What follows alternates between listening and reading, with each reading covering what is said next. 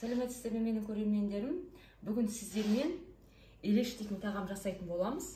Оған қажет картоп, жуа, жұмыртқа, қаймақ, сүт, сары майымыз, қолдық болса қолдың сары майын салыңыздар, қант, тұз, сосын разрыхлитель, фаршымыз.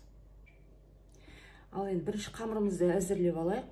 Ең бірінші қаймағымызды саламыз. Үйдің қаймағында салуға болады, дүкендікінде салуға болады.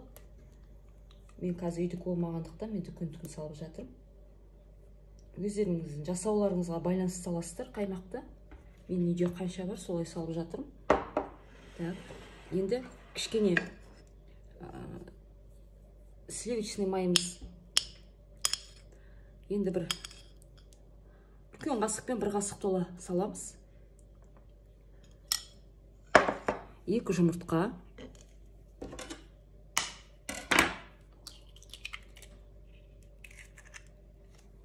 Біреу салуға да болады. 2 салуға да болады, өздеріңіз білесіздер. Кішкене бір жарты шай қасықтай қант. Жарты шай қасықтай тұз. Сосын бір ас қасықпен қопсытқыш дейміз ғой, разрыхлитель саламыз. Енді осын жақсылап араластырып аламыз.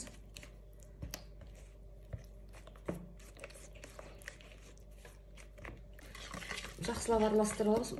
Майын кішкене азырақ салып қойдым ба деп жатырмын, оның көп болғасын. Осы майдың бәрін салып жүрсе де көп болмайды. Болса сары май салыңыздар қолдың. Сосын азғантай кішкене ғана мен сүт қосам, 1-2 қасықтай, ас қасықтай жарайды. Енді осының бәрін жақсылап араластырып аламыз. Бұл ашытқымен ашытылмағандықтан бұны көтертпейміз, сондықтан да разрыхлитель салғанымыз содан. Болды. Енді осыған ақында ұнымыз саламыз. Ұнды мен көп жобамен саламын, енді сіздер де солай саласыздар.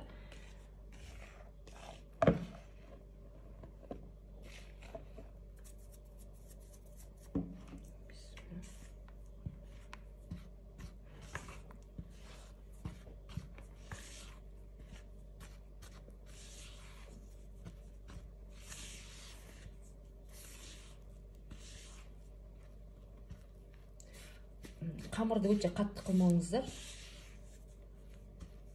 Жұмсақ болсын.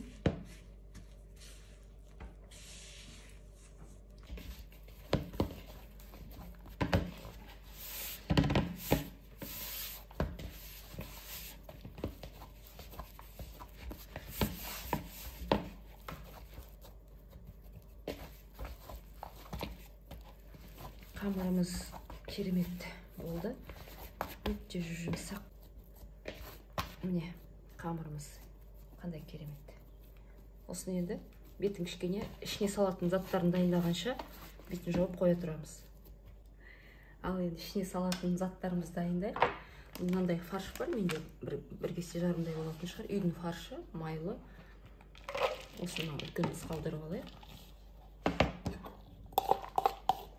Тауық неті бола ма, сиыр етін уяқтап та салуға болады, піскен еттен де жасауға болады, өздеріңіз білесіздер. Енді осыған картопымызды уяқтап турап аламыз. Мантыға турағандай турайсыздар тоже.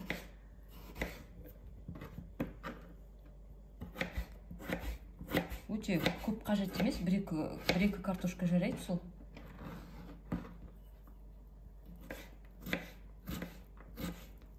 Осындай үлкендікте турайсыздар.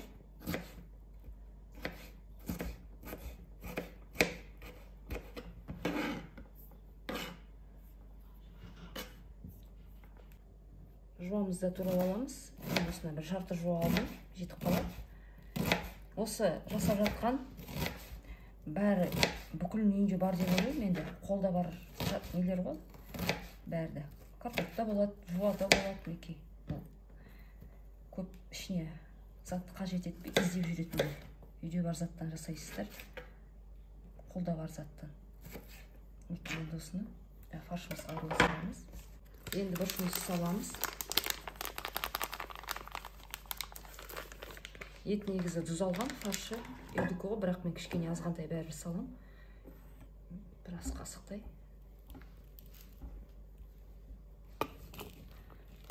Фарш, үйдің фаршы кішкене сүр сияқты, кішкене май болғанмен де мен азғантай болған, кішкене ғана су қосам. Бір ас қасықпен.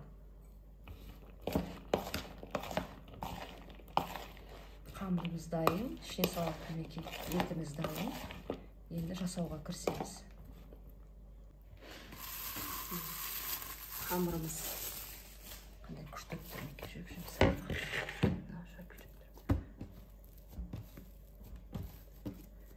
қолға кішкене жабыспақ болу керек, осылай өзі.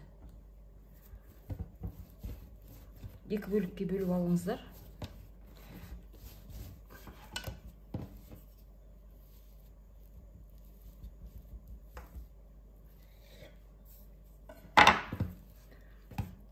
Бұл не?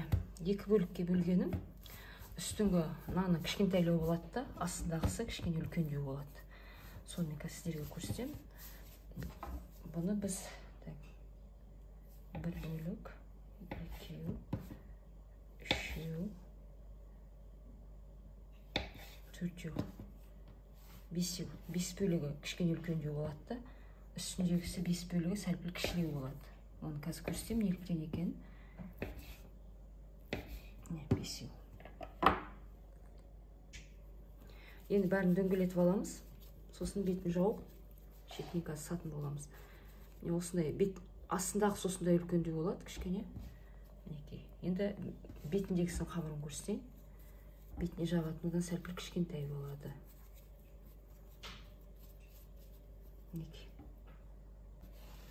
Ал енді қамырымызды ысып, ішіне фаршын саламыз. Қамыр өте әдемі жұмсақ болып шығыпты.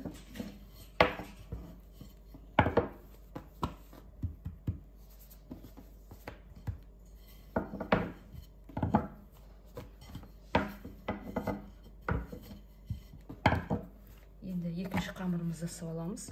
Ол енді жаңа кішкентайлауы, бетіне жабатыны. Ол енді үлкен болмайды.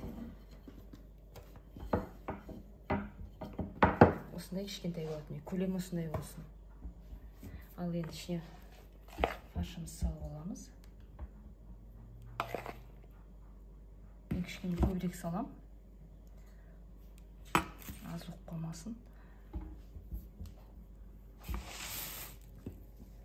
Енді мына кішкентай қамырымызды осының үстіне қойып, енді осыны бір-біріне қосып шығамыз.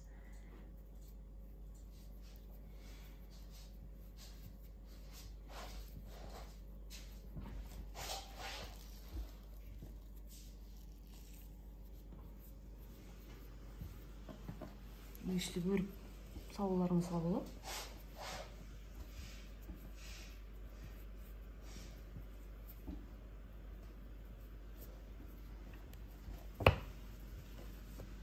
Осындай болады. Жобалап.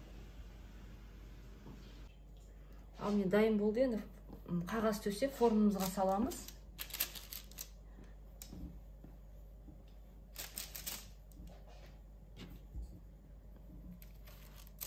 Былай да жасауға болады. Әртүрлі жасай бересіздер, өздеріңіз қалай ұнайды солай.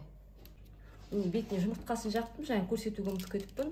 180 градуста 35-40 минут пісіресіздер. Тамағымыз дайын болды. Неке. Шөп-жұмсағы иісі де кереметтің көп тұр. Әртүрлі жасай беріңіздер, өздеріңіз қалай жасай аласыздар, солай. Мынандай қылып жасауға болады, неке. Мынандай қылып жасауға болады. Бұлай қылып жасауға болады.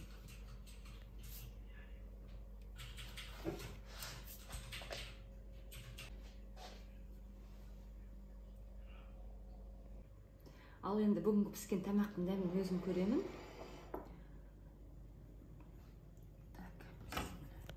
Мен кесіп сіздерге көрсетейін, үзіп та көрсетуге болады, енді сіздерге жақсы көрінсін деп.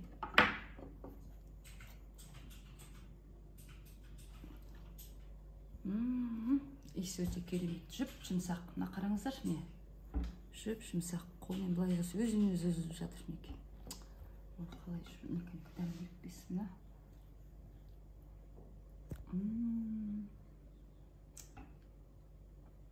Өте керемет болыпты, жұп-жұмсақ.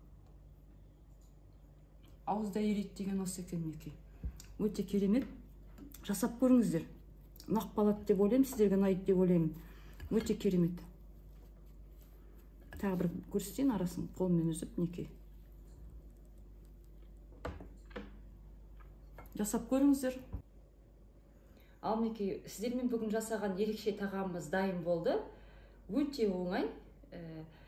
Қамыры өте жұмсақ, жасалуы тез.